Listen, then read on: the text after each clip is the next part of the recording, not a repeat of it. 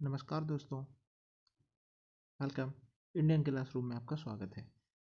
देखिए आज हम अपना पुलिस का जो प्रीवियस ईयर एग्ज़ाम्स हुए हैं उसकी सीरीज़ को कंटिन्यू करते हैं। आज जो हमारा पेपर हम जो सॉल्व करेंगे ये 2017 में डेफिनेटली हुआ है, क्योंकि 2017 के बाद तो कोई एग्ज़ाम हुआ ही नहीं है हमारे पुलिस कांस्टेबल या एसआई के।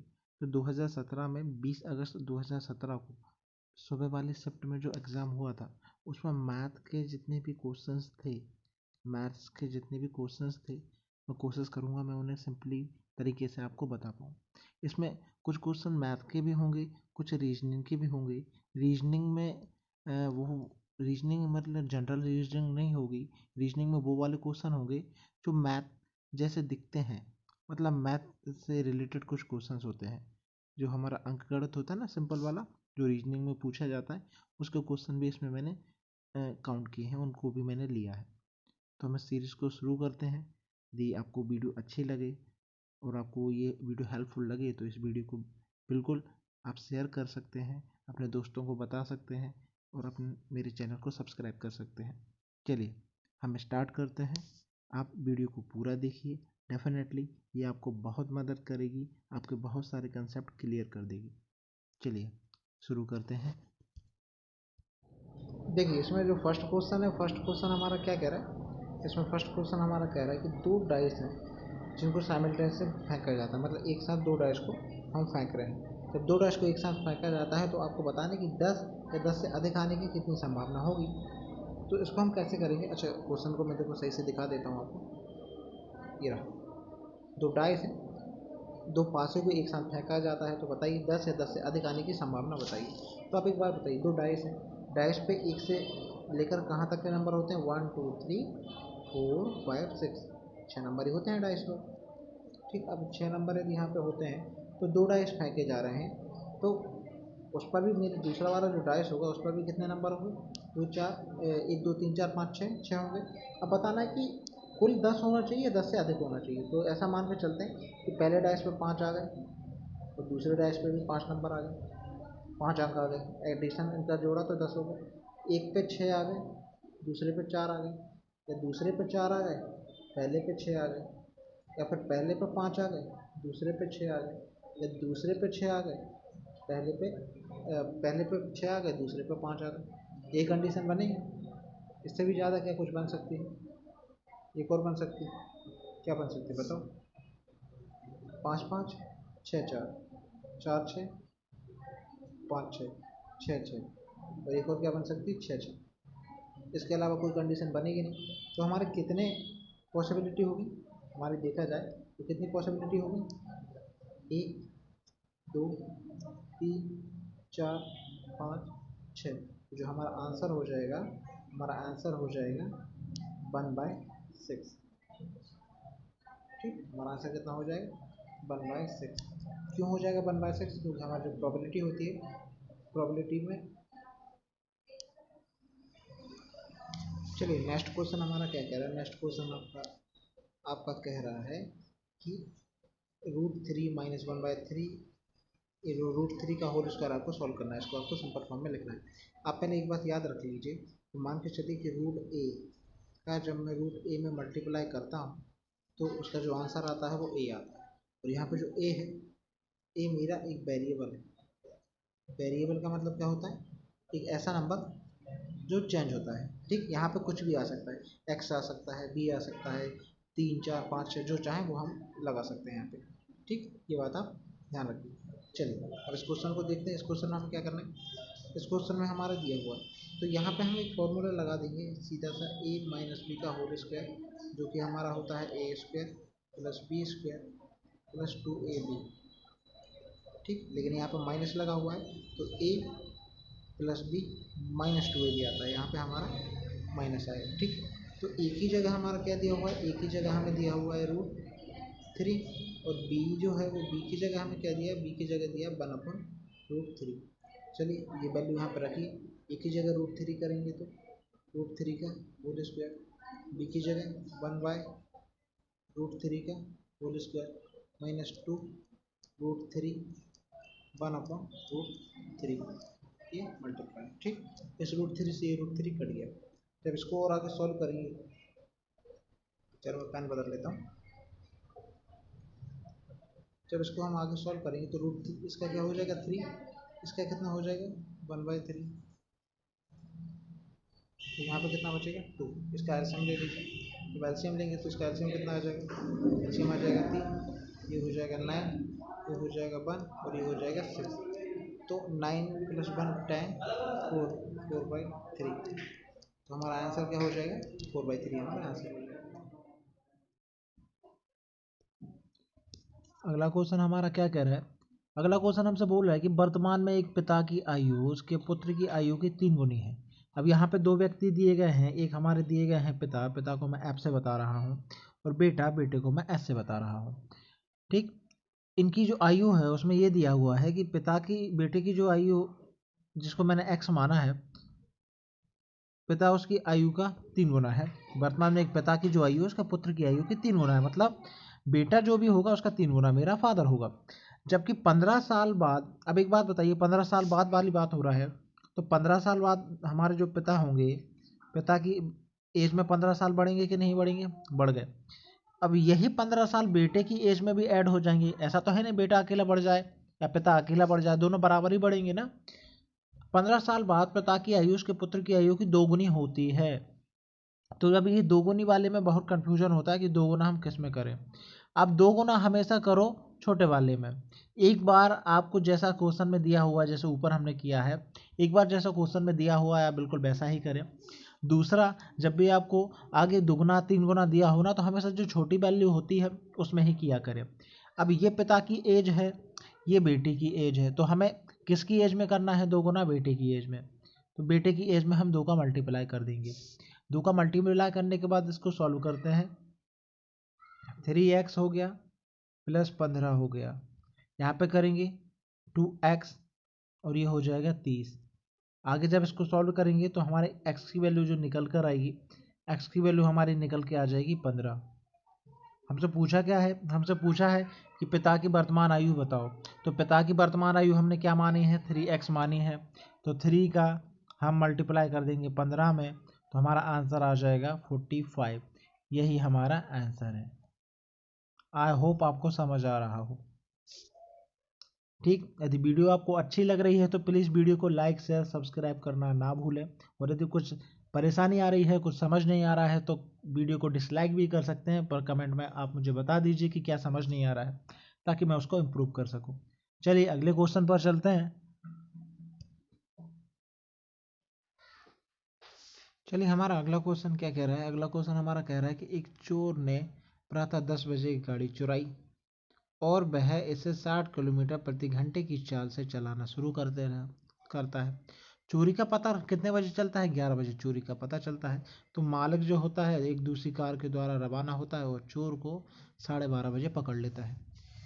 तो आपको इससे पहले एक बात आपको पता होना चाहिए, कंसेप्ट वैसे मैं मान के चलता हूँ आपको पता होगा, लेकिन फिर भी मैं आपको बताता हूँ कि यदि दो व्यक्ति, दो वाहन, किसी भी प्रकार की दो चीज़ें यदि एक ही डायरेक्शन में जा रही हैं, सेम डायरेक्शन में है, सेम डायरेक्शन में है, तो हमारा क्या होता है, हमारी जो स्पीड होती है, स्पीड हमेशा माइनस हो जाती है। ये टिल्ड लगा हुआ है, इसका मतलब बड़ी स्पीड में से छोटी स्पीड माइनस हो जाती है। ठीक, ये बात आपको ध्यान रखनी है।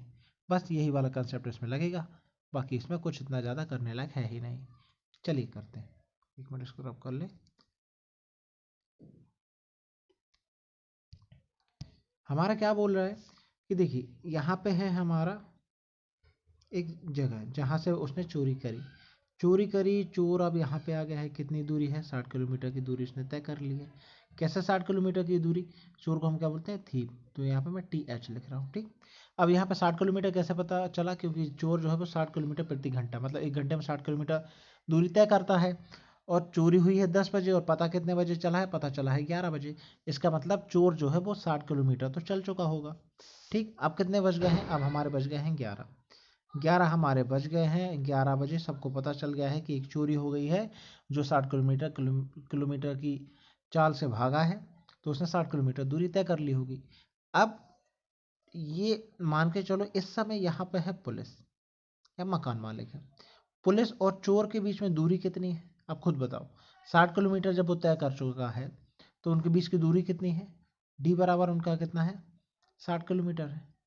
अब दोनों एक ही डायरेक्शन में जा रहे हैं, और जब एक ही डायरेक्शन में जाते हैं तो जो स्पीड होती है वो मेरा क्या हो जाता है, एक दूसरे से माइनस हो जाती है। तो यहाँ पे हमें एक स्पीड तो पता है S1, ये मतलब स्पीड हमें नहीं पता है, एक दूसरी स्पीड पता है, वो कितनी है 60, तो हमने 60 को माइनस कर दिया। और हमारा टाइम कितना लग रहा है आप खुद बताइए। 11 बजे पता चला, 11 से कितने बजे, देखो 11 से उसे कितने बजे पकड़ लिया गया, उसको पकड़ लिया गया 12:30 पे। तो हमारा कितना चोर भागा, चोर भागा हमारा 1.5 घंटे, मतलब 1 घंटे 30 मिनट। 1 घंटे 30 मिनट को आप कैसे घंटे घंटे में कन्वर्ट करेंगे, तो कैसे लिख सकते हैं 1 + 30/60, ये कट जाएगा, कितना हो जाएगा 1/2। तो फाइनल हमारा आंसर कितना आएगा 3/2। आई होप आपको ये समझ आ रहा होगा। चलो एक बार और अच्छे से बता देता हूँ, ये टाइम का थोड़ा इशू हो जाता है, लोगों को समझ में नहीं आता। इतना तो समझ आ गया ना कि हमें कितना समय लग गया, 1.5 घंटा लग गया। कैसे 1.5 घंटा लग गया, क्योंकि उसने गाड़ी जरूर 10 बजे चुराई थी, लेकिन पता कैसे, पुलिस को जब पता चला 11 बजे और पकड़ा कब गया वो 12:30 बजे, मतलब वो 1.5 घंटे चल गया है। तो 1.5 घंटे को हम कैसे लिखते हैं 1.5 आवर, ऐसे लिखते हैं।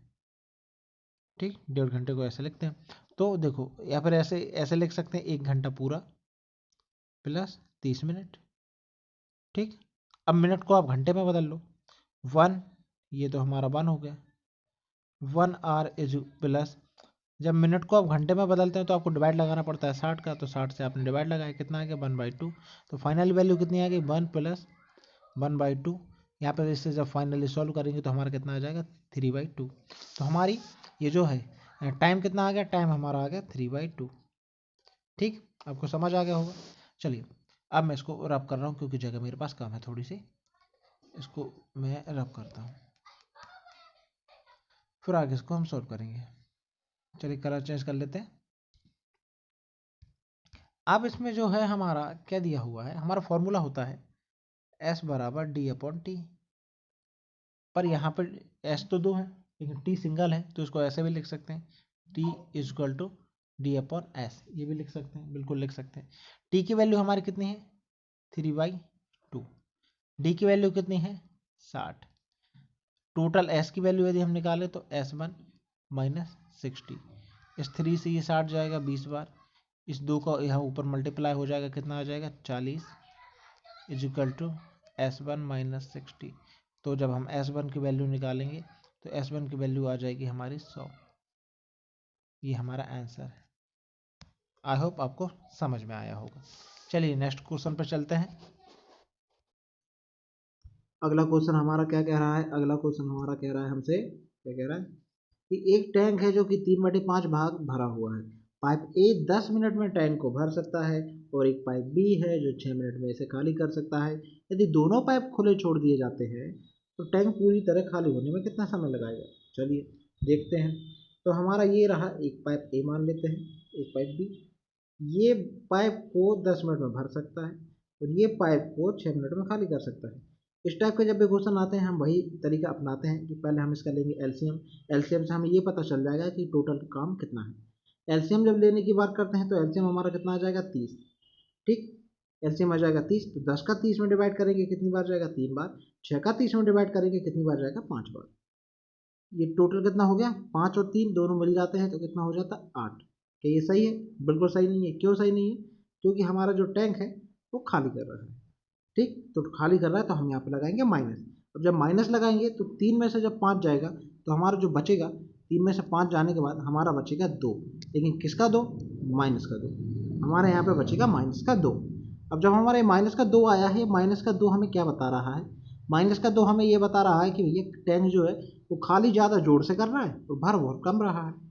अब हमें टोटल काम कितना करना है, टोटल काम हमें कितना निकला है, टोटल काम हमारा निकला है 30, लेकिन ये हमारा जो टैंक है वो 30 तो नहीं भरा है। तो टैंक हमारा भरा है 3/5 भाग, तो उसका 3/5 निकाल दो।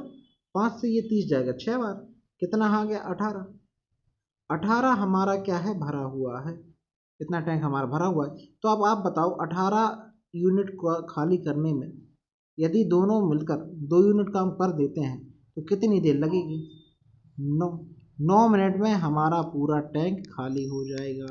यही हमारा आंसर है। आई होप आपको समझ आ गया होगा। समझ आ गया होगा तो वीडियो को लाइक कर दो, उसमें शर्म बिल्कुल मत खाओ। ठीक, शेयर तो कर ही देना चाहिए, फिर अच्छी बात है। समझ आया। चलिए अगले क्वेश्चन पे चलते हैं। अब नेक्स्ट क्वेश्चन हमारा क्या कह रहा है, अगला प्रश्न हमसे कह रहा है यदि दो संख्याएं तीसरी संख्या से क्रमशः 35% और 55% बड़ी है तो इन दोनों संख्याओं का अनुपात क्या होगा। अब देखो भाई, मैंने आपको बताया है कि कोई संख्या जब बड़ी या छोटी आती है तो उसी को हम क्या करते हैं 100 में जोड़ देते हैं। अब बड़ी है, कितनी बड़ी है, 35% बड़ी है, तो 35 को जब 100 में जोड़ेंगे, मैं लिख के दिखा देता हूँ, 35 को जब 100 में जोड़ेंगे तो कितना आएगा, 135 आएगा। ठीक, और जो दूसरी संख्या है वो कितनी बड़ी है, 55 बड़ी है। 55 बड़ी है तो 55 को आप 100 में जोड़ दो, कितना आ जाएगा, 155 आ जाएगा।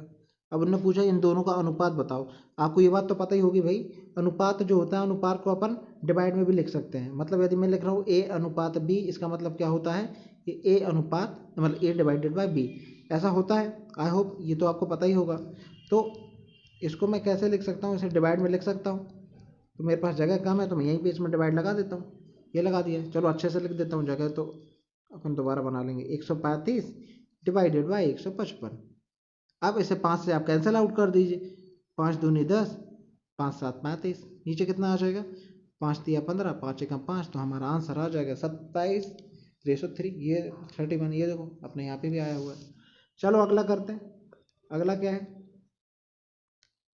अगला क्वेश्चन हमसे ये कह रहा है कि 60 जो है प्रेक्षणों का माध्य जो है 66 है। बाद में ये पाया गया कि प्रेक्षण 24 से भूलवश 42 लिख दिया गया है, तो सही माध्य क्या था। अब आप खुद बताइए, यहाँ पे क्या हो गया, एक गलती हो गई है इस व्यक्ति से। क्या हो गया है, उसको लिखना कितना चाहिए था, 24 लिखना चाहिए था, लेकिन उस महाशय ने कितना लिख दिया, 42 लिख दिया।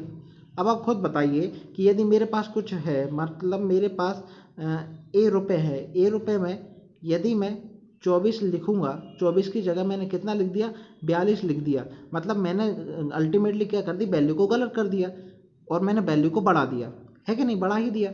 अब मैं क्या करूंगा, जब मैं इन दोनों का डिफरेंस निकालूंगा, देखूंगा कि उसने कितना ज़्यादा लिखा है। 24 वैल्यू थी, उसने कितनी लिख दी, 42 लिख दी है, तो कितना ज़्यादा लिख दिया उसने 18 ज़्यादा लिख दिया। इन दोनों का जब डिफरेंस निकाला तो मैंने क्या पता किया, मुझे पता चला कि इसने कितना ज़्यादा लिख दिया, इसने 18 ज़्यादा लिख दिया, है कि नहीं। अब जब ये 18 ज़्यादा इसने लिख दिया है तो 18 को हमें कम करना पड़ेगा ओरिजिनल वैल्यू में से। ओरिजिनल वैल्यू में से जब हम 18 कम करेंगे कभी तभी जाके तो हमारी असली वाली वैल्यू आएगी। तो हमारी जो ओरिजिनल वैल्यू थी, ओरिजिनल वैल्यू का जो एवरेज था उसमें से कम कर दो डायरेक्टली। तो हमारा ओरिजिनल वैल्यू का एवरेज कितना था, 66 था। और यहाँ पे जो 18 आया है, 18 ये तो नंबर है, तो आप 18 को जो हमारा पहले नंबर था उससे डिवाइड कर दो। डिवाइड करेंगे 60 से, ये हमारा कितनी बार जाएगा, इसका हमारा आंसर आ जाएगा 0.3।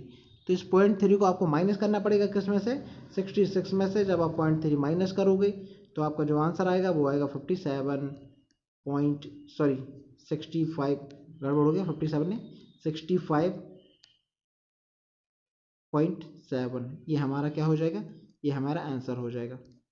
आई होप आपको समझ में आ रहा होगा।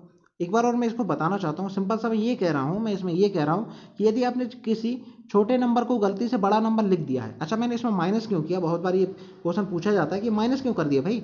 माइनस मैंने क्यों कर दिया, क्योंकि जो एक नंबर था जो लिखना चाहिए था वो था 24, और मैंने जो गलती से नंबर लिखा वो कितना लिख दिया, 42, मतलब मैंने छोटे नंबर को ज़्यादा लिख दिया था।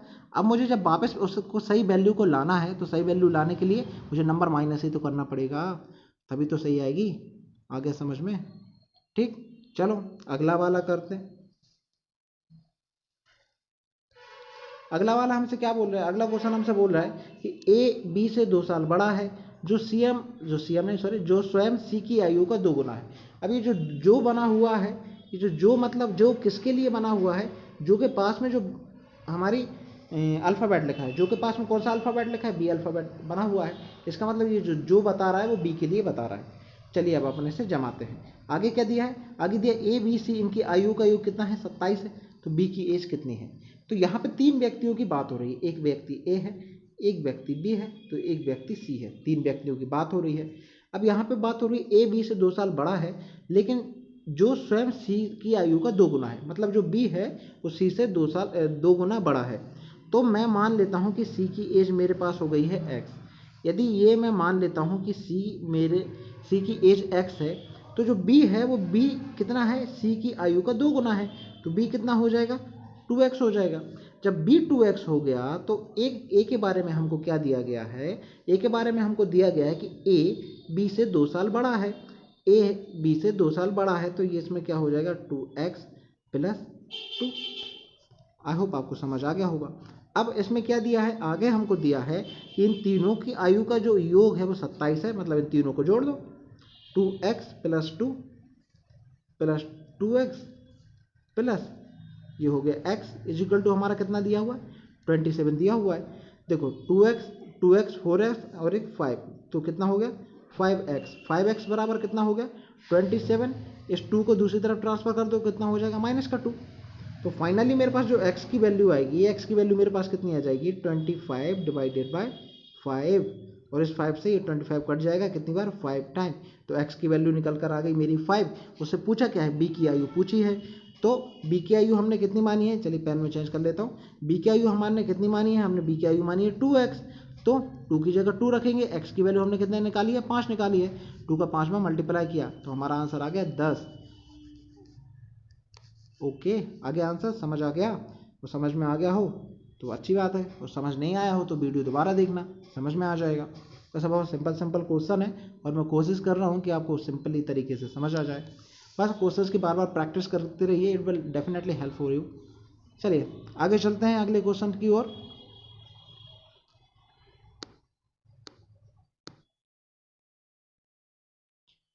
ये रहा अगला क्वेश्चन, हमसे क्या कह रहा है, x को एक कार का 1/3 भाग पूरा करने में 4 दिन लगते हैं।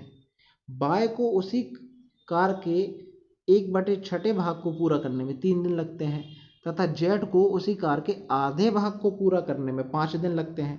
यदि तीनों ने इस कार को 3 दिन तक मिलकर किया, उसके बाद x और z ने काम छोड़ दिया, यानी काम रोक दिया, तो शेष बचा हुआ काम y कितनी देर में करेगा। चलिए करते हैं, बढ़िया क्वेश्चन है।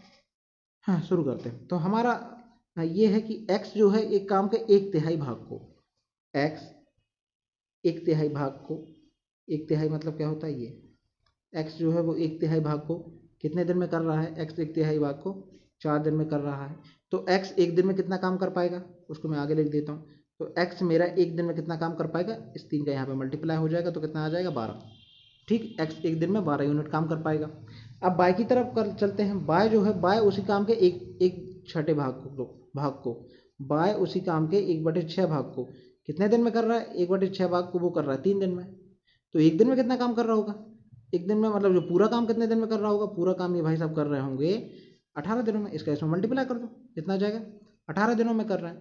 ऐसी जेड की बात करते हैं। जेड जो है, जेड को आधे भाग के काम को, ये लिखा है ना, चलो पेन का कलर थोड़ा चेंज करते हैं, ये रहा, जेड के आधे भाग को पूरा करने में 5 दिन लगते हैं। यदि आधे को हम 1/2 से बताते हैं, आधे भाग को पूरा करने में 5 दिन लग रहे हैं, तो पूरा भाग को करने में कितने दिन लगेंगे, पूरे भाग को करने में जेड को लगेंगे 10 दिन। आगे समझ में, अब मतलब x उसी काम को 12 दिन में कर सकता है, y उसी काम को 18 दिन में कर सकता है, z उसी काम को 10 दिन में कर सकता है। ये हमारा क्वेश्चन बन के हो गया तैयार। अब हमको क्या करना है, आगे हमको करना होता है इनका एलसीएम लेंगे, ताकि हमें ये पता चल जाए कि टोटल काम कितना करना है। अब देखिए एलसीएम हमारा कितना हो जाएगा, एलसीएम हमारा हो सकता है इसमें 12, 18 और 10। आप एलसीएम कैसे ले सकते हैं, देखो ऐसे ले सकते हैं, ये लिखा 12, ये लिखा 18, ये लिखा 10। आप क्या करो, इसमें से कुछ कॉमन आ रहा है क्या, हाँ भैया कॉमन आ रहा है, कितना कॉमन आ रहा है, 2 कॉमन आ रहा है, 2 कॉमन ले लो, अंदर कितना बचेगा 6, यहाँ पे बचेगा 9, यहाँ पे कितना बचेगा 5। अब ये नंबर थोड़ा छोटा हो गया, 6, 9, 5, इसका एलसीएम ले लो, इसका एलसीएम हमारा कितना आ जाएगा।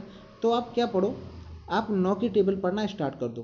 वैसे ये आपके लिए हो सकता है टफ हो जाए, तो आप दूसरे तरीके से, जो बेसिक तरीका है वैसे भी ले लो, एक काम करो, आप बेसिक से ही कर लो, कोई टेंशन नहीं है उसमें।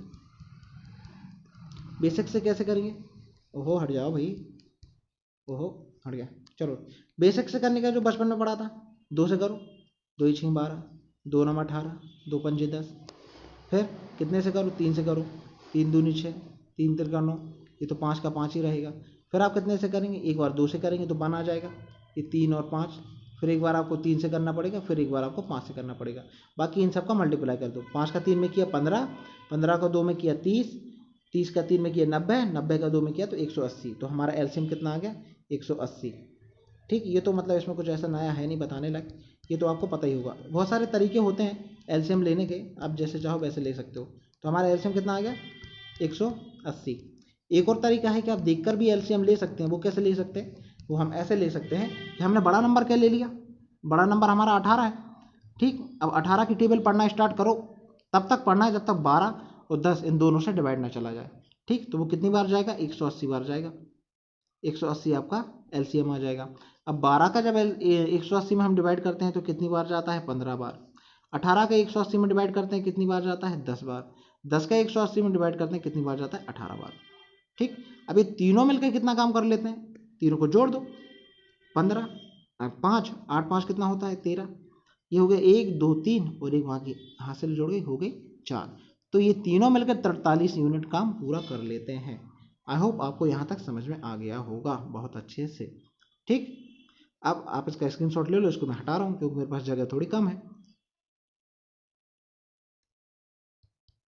ओके, हट जाओ।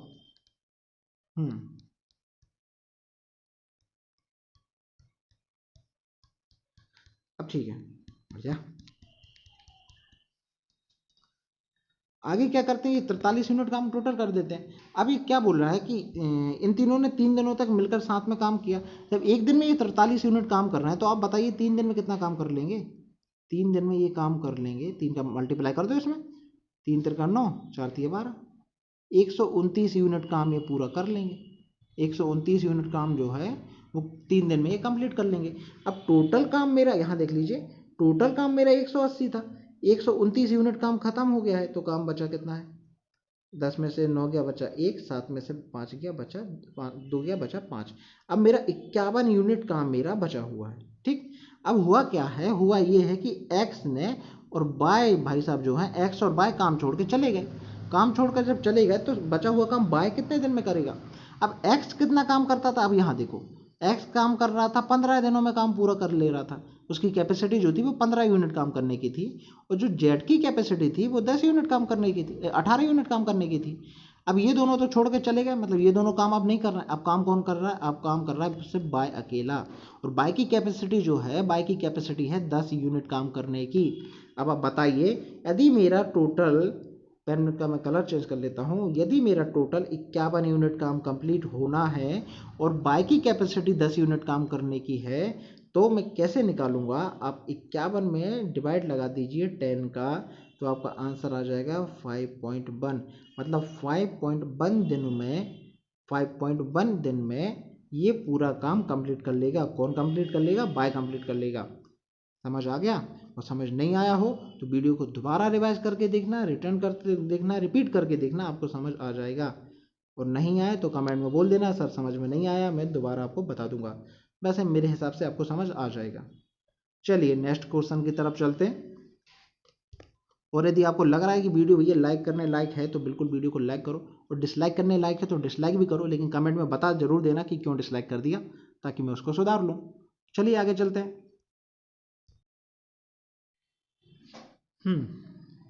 इसमें क्या हो रहा है? इसमें ये हो रहा है कि राजू ने एक भैंस को 10,000 रुपये में खरीदा, और एक गाय को उसने 7,500 रुपये में खरीदा। उसने भैंस को तो 12% हानि पे बेच दिया, और गाय को 20% लाभ पर बेच दिया। तो आपको बताना है कि इसमें आपको उसको हानि हुई है लाभ हुआ, ये बताना है। बहुत सिंपल सा है। ये देखो भैंस यानी बफेलो, बफेलो को कितने रुपए में खरीदा है? बफेलो को खरीदा है उसने 10,000 रुपये में। और जो भैंस गाय है, काऊ, काऊ बोले तो गाय, काऊ को कितने में खरीदा है? काऊ को खरीदा है उसने 7,500 रुपये में। खरीदा है मतलब उसने कितना पैसा खर्चा किया? उसने पैसा खर्चा किया है 7,500 रुपये खर्च किए हैं। टोटल उसकी जेब से 7,500 गए हैं। लेकिन जब बेचने की बात आ रही है तो बेचने के मामले में उसने क्या किया है? गाय जो भैंस है, भैंस को तो उसने 12% हानि पे बेच दिया। अब भैंस को 12% हानि पे बेच दिया, मतलब अब हानि का मतलब उसे 12% हानि पे बेचा, मतलब 100 में से 12 माइनस कर दो, कितने में बेच दिया। मैं हमेशा से स्टार्टिंग से जब से क्लास ले रहा हूँ मैं आपको यही बता रहा हूँ परसेंटेज में, कि जो वैल्यू बच जाती है उसी पे ध्यान दिया करो। 12% का लॉस हो गया तो कितना बच गया उसके पास बच गया 88 बच गया ना, नीचे लग जाएगा 100, 1 2 1 2, टोटल हमारा कितना आ गया 8,800। ठीक, सेकंड टाइम उसने जब गाय वाली बात आती, गाय खरीदी थी उसने 7,500 में, और जब बेची है तो उसने उस पर 20% का फायदे पर बेची है, तो 20% फायदे पर बेची तो इसका 120 निकाल दो, 1 2 1 2। जब इसका मल्टीप्लाई करेंगे तो देखो 12 पंजे 60, हो 12 सत्ते 84 होते हैं, और 6 जोड़ दो तो हो गया 90। मतलब 9,000 रुपये में गाय उसने बेच दी। खरीदी थी उसने 7,500 में, बेची है 9,000 में। अब उसे टोटल बेचने पे कितना फ़ायदा हुआ, तो 8,800 और 9,000 को जोड़ दो तो 9 और 7 होता है 17, और ये हो गया 8। मतलब 17,800 में उसने बेची है और 17,500 में उसने खरीदी है। तो उसे कितने का फ़ायदा होगा, अलग दिख रहा है हमको कितने का फ़ायदा हो रहा है। 17,800 में बेची है, 17,500 में खरीदी थी, मतलब उसको प्रॉफिट कितने का हो रहा है, 300 पर प्रॉफिट हो रहा है। लेकिन हमसे पूछा क्या, प्रॉफिट नहीं पूछा है, हमसे पूछा है कि प्रॉफिट या फिर हानि की प्रतिशतता बताओ, मतलब परसेंटेज में बताना है। तो इसे परसेंटेज में कन्वर्ट कर लो, ऊपर आ गया प्रॉफिट, नीचे क्या आता है, नीचे हमेशा आता है सीपी बोले तो क्रय मूल्य, हमेशा नीचे क्या आता है, क्रय मूल्य आता है। तो क्रय मूल्य हमारा कितना था 17,500, ये उसका क्रय मूल्य था। मल्टीप्लाई में 100 तो हम करते ही हैं क्योंकि हम परसेंटेज पढ़ रहे हैं। 1 2 1 2, इसका जब इससे डिवाइड देंगे, देखो 175 से जब 300 में हम डिवाइड करेंगे तो ये एक बार जाएगा। एक बार हमारे ऑप्शन में एक कहाँ पे मिल रहा है, यहाँ पे एक मिल रहा है, यही हमारा आंसर हो जाएगा, कुछ हमें करना ही नहीं है। ठीक, चलिए अगला करते हैं। अगला क्वेश्चन हमसे बोल रहा है कि हंसा की माँ 31 वर्ष की थी जब उसका जन्म हुआ।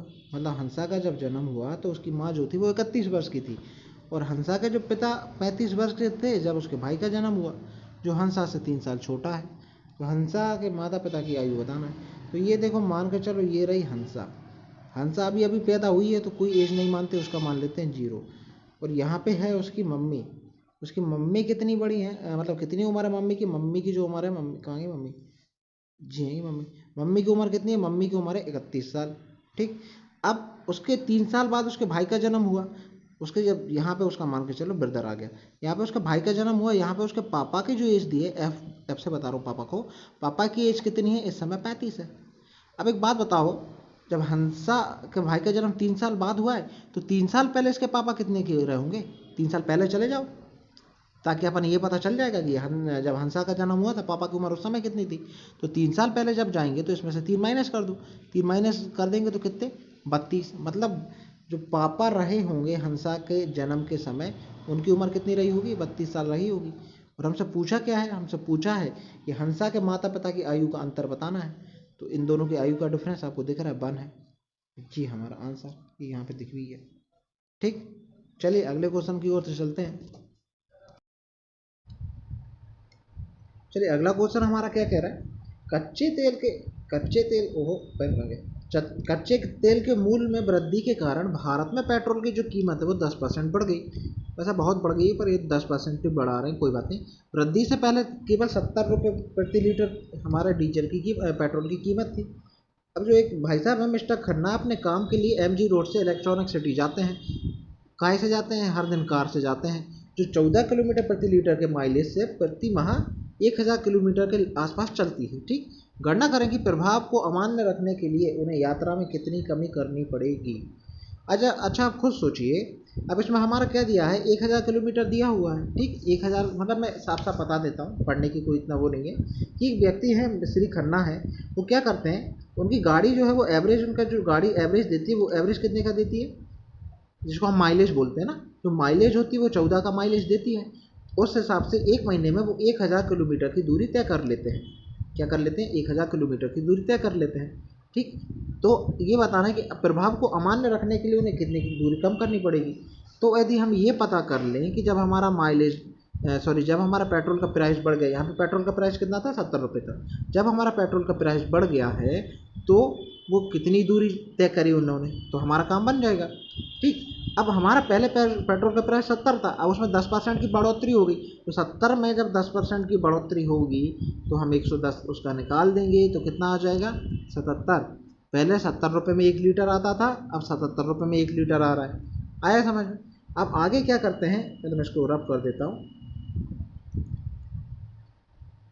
आगे हम ये कर देते हैं कि हम ये निकाल लेते हैं कि पहले उन्होंने कितने रुपए खर्च किए, ताकि हम ये निकाल पाएँ कि दूसरे किलोमीटर कितना चला। तो पहले हमारी गाड़ी कितनी चली, 1000 किलोमीटर चली।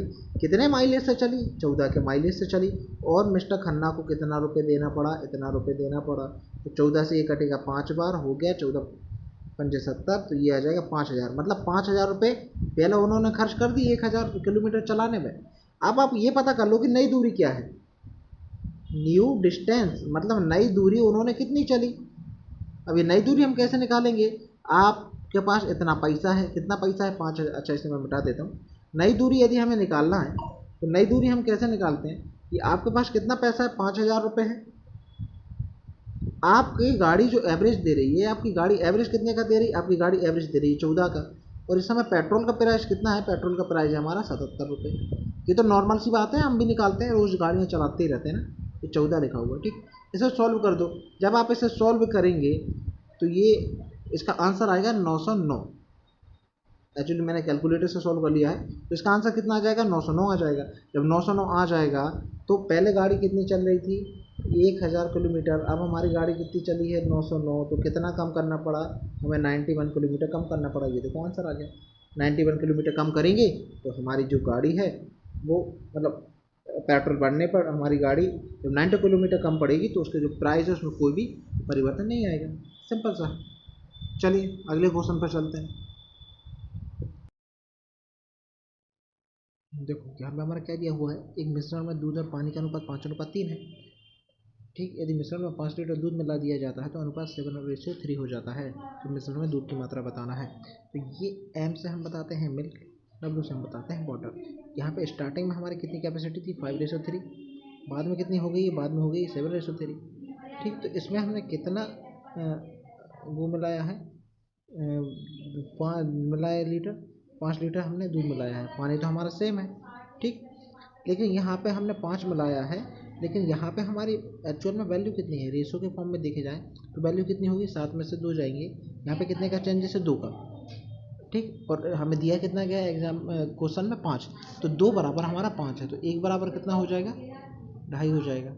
1 बराबर 2.5 हो जाएगा। तो उसने बोला है कि नए मिश्रण में दूध की मात्रा बताओ। तो दूध हमारा नया नया मिश्रण तो हमारा ये नीचे वाला है। ऊपर वाला ये जो है, ऊपर वाला जो मिश्रण है, ये ऊपर वाला ये तो हमारा पुराना मिश्रण है। ये वाला जो है, ये वाला हमारा नया वाला मिश्रण है। ठीक, तो इसमें आप क्या करो, दूध की मात्रा कितनी है, 7 है। तो 7 में 2.5 का मल्टीप्लाई कर दो तो 25 सत्ते 175 होता है। एक के बाद पॉइंट रख देना, ये हमारा क्या हो जाएगा, आंसर हो जाएगा। चलो नेक्स्ट क्वेश्चन पे चलते हैं। हमारा अगला क्वेश्चन क्या कह रहा है, अगला क्वेश्चन कह रहा है एक चाप द्वारा निर्मित क्षेत्र ज्ञात करना है जो कि 14 सेंटीमीटर व्यास वाले एक वृत्त के केंद्र पर 60 डिग्री का कोण आंतरित करता है। मतलब ये क्वेश्चन क्या कह रहा है, अल्टीमेटली मैं आपको बता देता हूँ कि मेरा एक ये कोई वृत्त है ना, इसका एक केंद्र है, केंद्र से ये इस पर हमने डाला चाप। यहाँ पे ये वाला जो एरिया बना है ना, ये वाला, ये चाप के द्वारा ये वाला जो एरिया बना है, मैंने डाल किया, ये वाला जो एरिया बना है ना, ये कितना है इसके बारे में हमें पता करना है। इसमें ये जो एंगल है थीटा, मैं दूसरा कलर यूज़ करता हूँ। ये जो एंगल है ना थीटा, ये हमारा कितना दिया है, ये हमारा दिया है 60। ठीक, और इसका जो व्यास है, हमारा जो सर्किल है, सर्किल का यहाँ से लेके यहाँ तक का जो व्यास दिया गया है वो कितना गया है, 14। तो इसको आपको क्या निकालना है, इसका क्षेत्र निकालना, मतलब क्षेत्रफल निकालना है। हिंदी में इसको बोलते हैं, आपने शायद बचपन में पढ़ा होगा, त्रिज्याखंड का क्षेत्रफल निकालना। इसको हम क्या बोलते हैं, त्रिज्याखंड का क्षेत्रफल, त्रिज्याखंड का क्षेत्रफल। इसका एक फॉर्मूला होता है, फॉर्मूला हमारा क्या होता है, फॉर्मूला होता है थीटा अपॉन 360। अच्छा मैं ऊपर लिखता हूँ, जगह यहाँ पे है नहीं। फॉर्मूला हमारा क्या होता है, फॉर्मूला मैं यहाँ ऊपर लिख रहा हूँ, theta upon 360 into pi R square. तो थीटा की वैल्यू हमारी कितनी दी है, 60 दी है। नीचे तो हमारा 360 आएगा ही आएगा। पाई की जगह आप क्या रखेंगे, 22/7 रखेंगे। आर क्या होता है, आर जो होता है हमारा डायमीटर, ये 14 है ना, ये हमारा क्या है, व्यास है, इसका आधा। इसका आधा कितना हो जाएगा, 7 हो जाएगा। तो हमारा ये कितना हो जाएगा, 7 × 7। ठीक, तो एक 7 से एक 7 कट गया, 6 से ये कितनी बार गया, इतनी बार, मतलब 6 बार।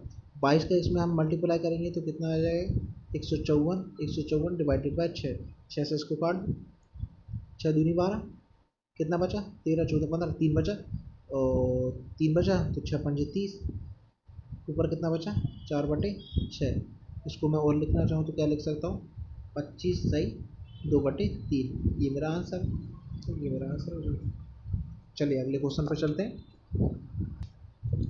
अगला क्वेश्चन हमारा क्या कह रहा है कि एक व्यक्ति भास्कर वह अपनी बहन से 5 गुना बड़ा है, तो ये मैं ले लेता हूँ B फॉर भास्कर और S फॉर सिस्टर। ठीक, ये हो गया सिस्टर, तो सिस्टर से 5 गुना बड़ा है, तो पहले हमें ये पता होना चाहिए कि सिस्टर की एज क्या है, तो सिस्टर की एज मैं x मान लेता हूँ, तो ये 5 गुना बड़ा है तो ये कितना हो जाएगा 5x हो जाएगा। 10 साल बाद जितनी उसकी बहन की आयु होगी भास्कर की आयु उसकी 3 गुनी होगी। ठीक, तो 10 साल बाद, अब 10 साल बाद जब आप एज निकालेंगे तो ये कितना हो जाएगा 5x + 10, और उसकी बहन कितनी हो जाएगी x + 10।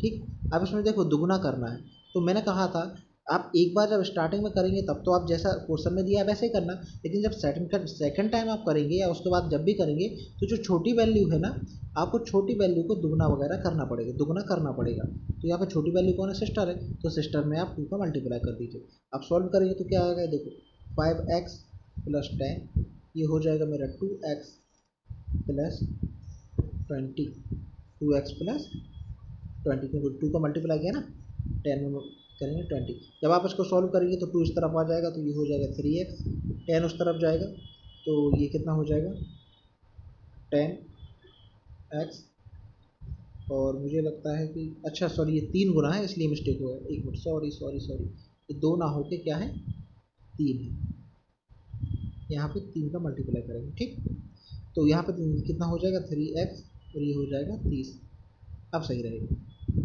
फिर उसको भी हटा देते हैं, तो गलत हो गया तो आई एम सॉरी। चलिए ठीक है, वो हट गया, तो इसका ये आएगा 3 इस तरफ ट्रांसफर होकर आएगा तो कितना हो जाएगा 2x, 10 को उस तरफ ट्रांसफर करेंगे तो वैल्यू कितनी हो जाएगी 20। ठीक, x की वैल्यू यदि मैं निकालूँ तो x की वैल्यू मेरी कितनी निकल के आएगी, x की वैल्यू मेरी निकल के आएगी 10। अब हमसे पूछा क्या है कि भास्कर की वर्तमान आयु क्या है, तो भास्कर की वर्तमान आयु तो ये वाली है, तो इसमें हम क्या कर देंगे 5 × 10, इसका मल्टीप्लाई कर देंगे तो वैल्यू कितनी आ जाएगी 50, ये हमारा क्या हो जाएगा आंसर हो जाएगा। गाइस वीडियो यदि अच्छी लग रही हो तो प्लीज़ वीडियो को लाइक से सब्सक्राइब करना बिल्कुल ना भूलें। चलिए अगले सवाल पर चलते हैं। नेक्स्ट क्वेश्चन हमारा क्या कह रहा है कि 12 पुस्तकों का जो एक मूल पर बेची गई है जो निश्चित राशि में पुस्तकों की लागत मूल के बराबर है, जिससे हमें 16.66% का लाभ हो रहा है। तो 12 पुस्तकों का विक्रय मूल, 12 पुस्तकों का विक्रय मूल कितनी पुस्तकों के लागत मूल के बराबर होगा। ये हिंदी में थोड़ा कंफ्यूजन कर रहा होगा आपको, यदि आप इसे इंग्लिश में पढ़ेंगे तो मेरे हिसाब से ज़्यादा अच्छे से समझ में आ जाएगा। ये हमसे ये बोल रहा है कि 12 पुस्तकों का जो एसपी है, 12 पुस्तक का जो मेरा एसपी है, एसपी मतलब विक्रय मूल्य जो है वह एक्स पुस्तक के सीपी के बराबर है, एक्स पुस्तक के विक्रय मूल्य के बराबर है, एक्स पुस्तक के क्रय मूल्य के बराबर है। ये हमारा क्वेश्चन दिया हुआ है कुल मिला के। अब यहाँ पे हम क्या करेंगे, इस प्रकार के क्वेश्चन हम पहले भी कर चुके हैं, S P upon C P. अब मेरा परसेंटेज वाला वीडियो देखेंगे तो आपको अच्छे से समझ में आ जाएगा, x/12। ठीक, अब हमको क्या दिया है, आगे हमको दिया है 16.66% का क्या हो रहा है प्रॉफिट हो रहा है। जब मैं इसको ब्रेक करूंगा तो ये मेरा किस में ब्रेक होगा 1/6 में, तो नीचे मेरा क्या होता है प्रॉफिट हो रहा है, तो प्रॉफिट और लॉस मेरा किस पे काउंट होता है सीपी पे, तो नीचे जो मेरा रहेगा वो क्या रहेगा सीपी, हिंदी में इसको क्या बोलता हूँ मैं क्रय मूल्य, नीचे क्या रहेगा मेरा क्रय मूल्य रहेगा, और ऊपर क्या है ऊपर मेरा प्रॉफिट है, 1 रुपये का प्रॉफिट है, मतलब मैंने 6 रुपये की कोई चीज़ खरीदी है जिसपे मुझे 1 रुपये का प्रॉफिट हो रहा है, तो वो मैंने बेची कितने की होगी, एसपी मेरा कितना होगा, एसपी हो जाएगा मेरा 7। अब यहाँ पे सीपी मेरा 6 है, लेकिन मैं यहाँ देखता हूँ तो यहाँ पे मेरा सीपी कितना है 12 है, यहाँ पे सीपी मेरा 6 है, 6 बराबर कितना दिया हुआ है मुझे 12, तो 1 बराबर में मेरा कितना आ जाएगा, 1 बराबर निकल के आ जाएगा मेरा 2, 1 की वैल्यू आ जाएगी मेरी 2 के बराबर। तो हम यहाँ से एस पी फाइंड आउट कर सकते हैं। हम एस पी क्यों फाइंड आउट कर रहे हैं, क्योंकि हमें एक्स निकालना है, एक्स हमारा एक्स पी के सामने है, तो 7 × 2 कितना हो जाएगा 14, ये हमारा आंसर हो जाएगा। अगला क्वेश्चन हमारा क्या कह रहा है कि x और y की वर्तमान आयु क्रमशः 5:6 के अनुपात में है, 7 वर्षों बाद यह अनुपात 6:7 हो जाएगा, तो x की वर्तमान आयु बता रहा है। तो देखिए ये हमारा x है, ये हमारा y है, इन दोनों की जो वर्तमान आयु का रेशो है वो कितना है 5:6। ये वर्तमान आयु का रेशो है। 7 वर्षों बाद ये अनुपात कितना हो जाता है 6:7 हो जाता है। ठीक, ये अनुपात कितने दिन बाद जा रहा है 7 वर्षों बाद। जब अपन 5 से 6 पर गए, देखा 5 से 6 बनाने में आपको कितना चलना पड़ा, सिर्फ एक कदम चलना पड़ा। मतलब इन दोनों में एक का डिफरेंस है, और यही डिफरेंस आपको क्वेश्चन में कितना दिया है, ये क्वेश्चन में दिया है आपको 7 का। तो हमारा यहाँ पे क्या है, मैं इसको हटा के दोबारा लिखता हूँ। तो हमारे यहाँ पे क्या दिया है, हमारा यहाँ पे दिया हुआ है 1:7। ठीक, 1 की वैल्यू 7 के बराबर है। आप जब रेशो में चलेंगे, मैं दोबारा आपको बताता हूँ, जब आप रेशो में चल रहे हैं, रेशो में देखो 5 से लेकर 6 पर आप जब आए तो आपको कितना चलना पड़ा, आपको 1 चलना पड़ा। लेकिन यही आपके क्वेश्चन में कितना दिया है, 1 ना दे के 7 दिया है। आप यहाँ देखो, ये देखो 1 ना दे के कितना दिया है, 7 दिया हुआ है। ठीक, तो 1 की वैल्यू किसके बराबर हो जाएगी, 7 के बराबर हो जाएगी। जब 1 की वैल्यू 7 के बराबर है तो पूछा क्या, x की वर्तमान आयु बताओ। तो वर्तमान आयु तो हमारी क्या है, x की 5 है। तो आप 5 का 7 में मल्टीप्लाई कर देंगे तो कितना आ जाएगा 35। तो आपका आंसर कितना हो जाएगा 35।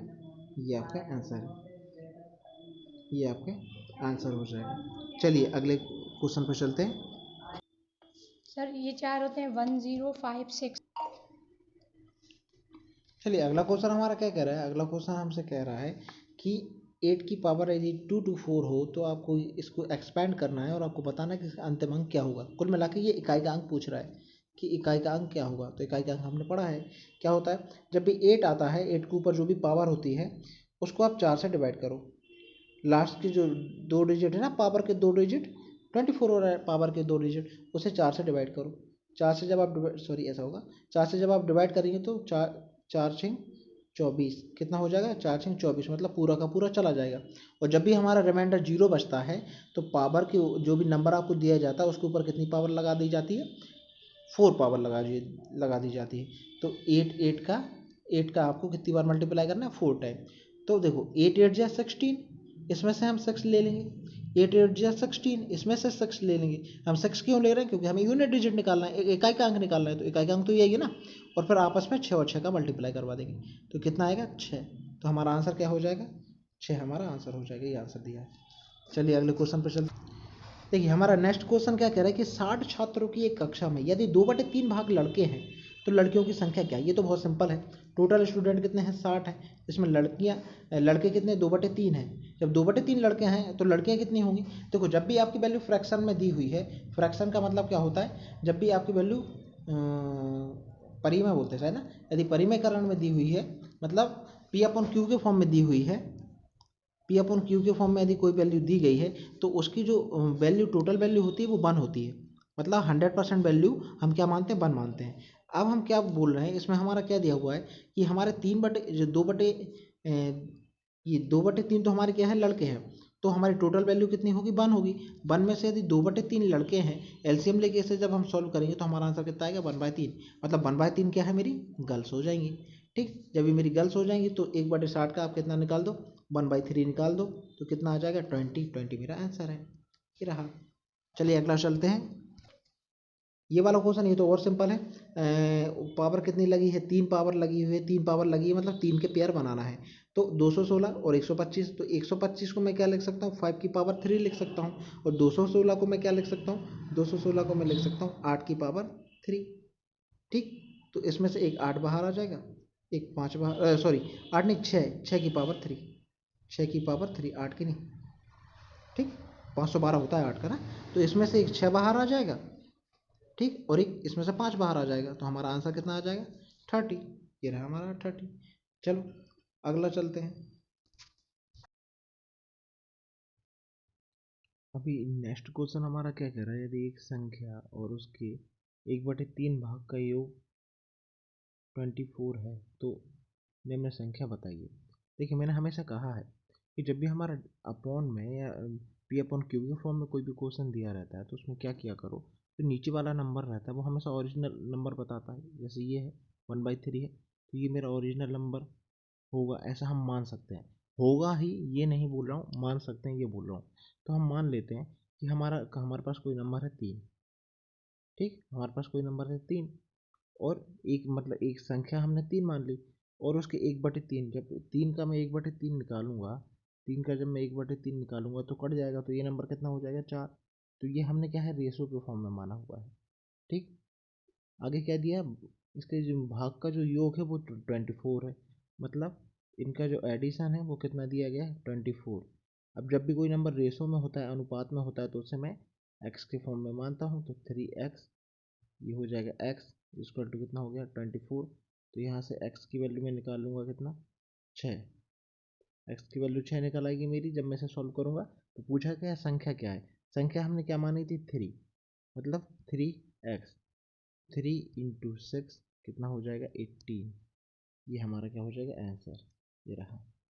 चलिए नेक्स्ट क्वेश्चन पे चलते हैं। इस क्वेश्चन में हमको क्या निकालना है, क्वेश्चन नंबर 4 में हमको निकालना है x² 3x - 40 के गुणनखंड निकालना है। आपने 10th में बहुत अच्छे से ये पढ़ा होगा कि हमें क्या करना है, हमें दो ऐसे नंबर लेना है जिनका जब मल्टीपल करें, जिनका मल्टीप्लाई करें तो 40 आए, लेकिन जब हम उनको माइनस करें तो हमारा क्या आना चाहिए 3 आना चाहिए। ठीक, तो हमारे वो नंबर क्या है, सिंपल सा दिख रहा है वो, तो 8 और 5। ठीक, नंबर 8 और 5 हो जाएंगे। ठीक, तो हम कैसे रखेंगे, x² plus 8x minus 5x minus 40, ये हमने रख दिया। चलो इसमें से फिर हम x कॉमन ले लेंगे, x कॉमन ले लेंगे तो अंदर बचेगा इतना, यहाँ से -5 कॉमन ले लेंगे तो अंदर बचेगा x प्लस 8। इसमें से फाइनल कॉमन ले लेंगे ये और ये हमारा गुणनखंड हो जाए। कौन से मिल रहे हैं, पहली वाले मिल रहे हैं, ये हमारा आंसर है। अगले क्वेश्चन पर चलते हैं।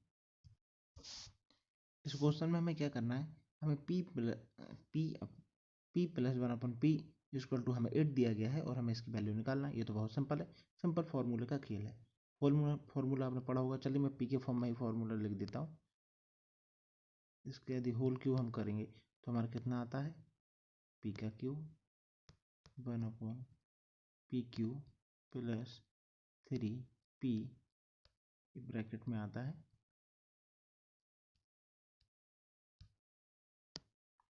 1/p और अगला आ जाएगा p प्लस 1/p। तो इससे तो ये कट जाएगा, तो हमें वैल्यू किसकी निकालना है, इसकी वैल्यू निकालना है। तो इस पूरे को, अब हमारे यहाँ पे क्या बचा है, ये तो हमारा पूरा हट ही गया है, चलो मैं हटा देता हूँ। अभी देखो हमने कट गया तो 1 बचा, मतलब ये तो पूरा हट ही गया है। तो फाइनली हमारे पास यहाँ पे वैल्यू क्या बची है, हमारे पास यहाँ पे जो वैल्यू बच गई है वो वैल्यू बच गई है 3 ब्रैकेट में p प्लस 1/p। अब आप क्या करो, इसको उठाकर दूसरी तरफ ट्रांसफर कर दो, तो कितना हो जाएगा हमारा, हमारा हो जाएगा p प्लस 1/p का whole cube minus 3p plus 1/p, ये हो जाएगा। वैल्यू रख दो, इसकी वैल्यू कितनी है 8 का क्यूब माइनस 3, यहाँ पे भी 8 रख दो। जब सॉल्व करेंगे 8 का क्यूब निकालते हैं, मैं बराबर आगे सॉल्व कर रहा हूँ, 8 का क्यूब निकालते हैं कितना आता है 512, 512 रख दो। इसका क्या हो जाएगा 8×3 24 हो जाएगा। जब इसे सॉल्व करेंगे तो आपका आंसर आएगा 488। ये आपका क्या है, ये आपका आंसर है। ठीक, कौन सा ऑप्शन में, ये समझ आया। चलिए नेक्स्ट क्वेश्चन पे चलते हैं। इसमें हमें क्या करना है, इसमें करना है हमें, ये दिया हुआ है, हमें x की वैल्यू फाइंड आउट करना है। तो देखिए ये तो बहुत सिंपल सा लग रहा है, मैं लिख के दिखाता हूँ। ए x प्लस 5 मल्टीप्लाई में a 2x - 1 divided by e की पावर x इजिकल टू 1। आपने देखो बचपन में प्रॉपर्टी पढ़ी होगी कि A M into A N, कि जब आधार समान होते हैं तो जो पावर होती हैं वो क्या हो जाती है, जुड़ जाती हैं। और यदि कभी ऐसा होता है A M divided by A N, तो इसमें क्या होता है, पावर हमारी माइनस हो जाती है। ठीक, ये दो प्रॉपर्टी आपने बचपन में पढ़ी होंगी 7th 8th क्लास में। ठीक, एक और प्रॉपर्टी ये होती है कि यदि किसी भी पावर, किसी भी नंबर की पावर यदि मैं 0 कर देता हूँ तो उसकी वैल्यू हमेशा मेरी 1 होती है। ये चीज़ आपको याद रखना चाहिए। ठीक, चलो अब मैं इसको रब कर रहा हूँ, अब यही कंसेप्ट इसमें लगेंगे तो ये हमारा आसानी से सॉल्व हो जाएगा। 1 मिनट हो जाना। अब इसमें हमें क्या करना है, देखिए यहाँ पे क्या लिखा है, जो ए ये पावर एक्स है, इसको ऊपर लेके जाएंगे, जब इसको ऊपर लेके जाएंगे तो पावर हमारी क्या हो जाएगी, ये प्लस है, ऊपर जाकर माइनस हो जाएगी। फाइनली हमारा क्या बन जाएगा, 5 into e to the power 2x minus 1 into e to the power minus x is equal to में 1, तो हमारा दिया ही हुआ है। ठीक, ये वाला क्वेश्चन अब मैं हटा रहा हूँ, ये तो जैसा था वैसे मैंने वैसे ही लिख दिया है। ठीक,